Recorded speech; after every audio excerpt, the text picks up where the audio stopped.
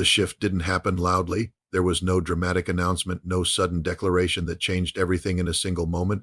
Instead, it came quietly, almost cautiously, like a door opening just enough to let uncertainty slip through. For days, the question had been the same. Would Iran show up? Would the talks in Pakistan actually happen or collapse before they even began? And then slowly the signals changed. Not a full confirmation, not a clear commitment, but something different, something closer to, yes, because according to emerging reports, Iran is now considering participation, possibly sending high-level representatives to Islamabad for negotiations that could define the next phase of this crisis. And just like that, everything shifts, but not in the way most people expect, because, while the world focuses on Iran's decision, another silence grows louder, China, and that silence raises bigger questions than any statement ever could. The moment Iran moves even slightly toward engagement, the diplomatic landscape transforms. What was once a standoff becomes a possibility. What looked like collapse becomes negotiation. Pakistan, positioned at the center of it all, suddenly becomes more than just a host. It becomes the stage, a place where pressure, strategy, and survival intersect in real time, because these talks are not routine diplomacy. They are happening under threat, under deadlines, under the shadow of what happens if they fail. A fragile ceasefire is already ticking toward expiration, and every second counts. In Washington, the response is immediate. Plans accelerate, delegations prepare, the names already circulating high level. High stakes are not there for symbolic presence. They are there because this might be the last chance to control what comes next, because if talks fail now, the next phase may not involve negotiation at all. But Tehran's shift, this partial acceptance, this careful opening, is not weakness, it's strategy. Iran has spent days resisting, delaying, refusing to commit. It has used uncertainty as leverage, forcing the other side to wait, to question, to adjust. And now, by signaling possible participation, it changes the balance again, because entering talks doesn't mean surrender. It means entering from a position of control, on its own terms, at its own pace, with its own conditions.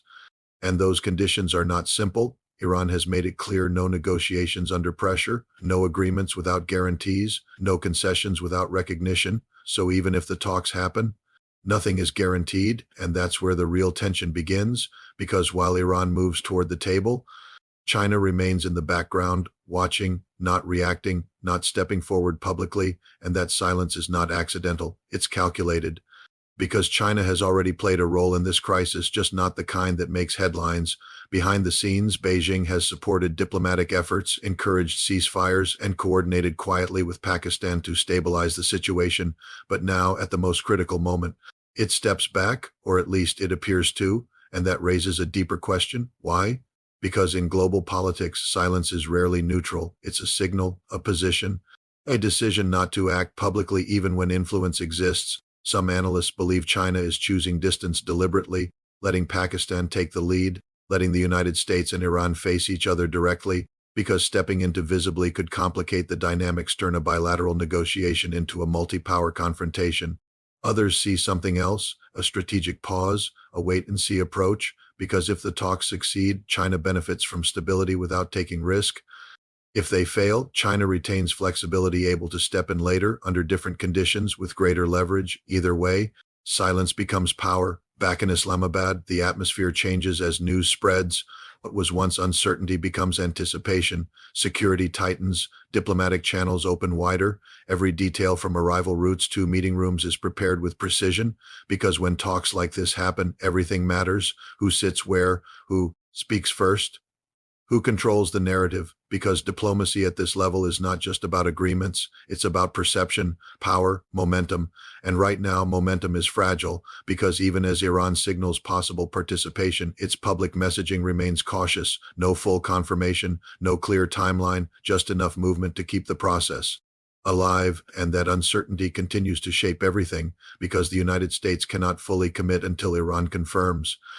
Iran cannot fully commit without guarantees, and China doesn't need to commit at all. That's the imbalance quietly shaping this moment, because while two sides move toward confrontation or compromise, a third watches, calculates, waits, and that waiting matters, because China's role in global energy, trade, and regional stability gives it influence whether it speaks or not, especially here, especially now. The Strait of Hormuz remains unstable, shipping lanes remain under pressure, Oil markets react to every signal, every rumor, every shift in tone, and China, as one of the world's largest energy consumers, has more at stake than most, which makes its silence even more significant, because if the situation escalates, China cannot stay out forever. At some point, it will have to choose engage openly or accept the consequences of staying quiet, and that decision is not simple, because engaging means risk, taking sides.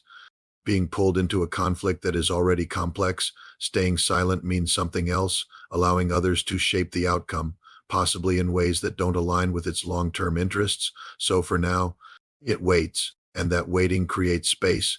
Space for Pakistan to lead, space for the United States to push, space for Iran to negotiate, but space can be dangerous because it can be filled with progress or with failure. Back inside diplomatic circles, the conversations are shifting rapidly.